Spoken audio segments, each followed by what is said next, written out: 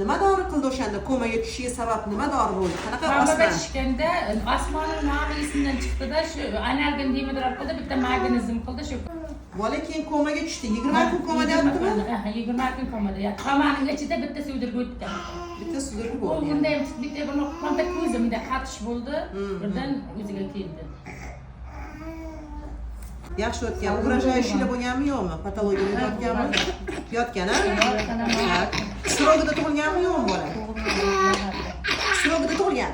Kesirova bo'lgan. Kesirova bo'lgan. Nega kesirova bo'lgan? Yosh gapga o'tib turdi. Nechinchi homiladorlik o'zi? Birinchi homilador. Necha yoshda onasi? 90-yilda 30dan oshdi. 35 yosh ekan, ha, почти. Ha, 35-36 yoshda tug'ilgan. Homilador yoshda neyropati ginekolog onosida Yotib patologiyalarda yotgan.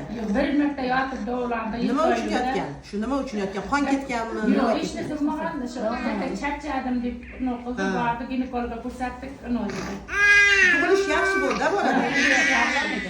Bola sog'lom edi. Hop, nimadan keyin bunaqa holatga tushdi? Temperatura.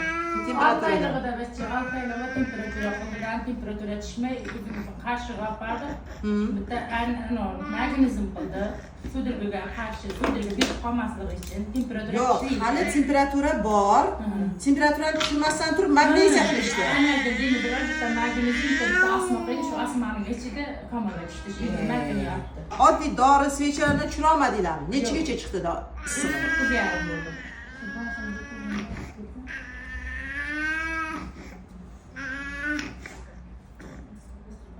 O'tib o'kkal mana olmagan bachcha aytdi 6 oylik. Kapnitsada, qarang, kapnitsadan keyin bola komaga tushdi deyapsiz.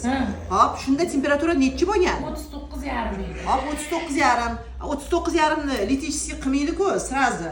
Bitta tabletka yoki boshqa bilan tursanglar bo'lardi-ku.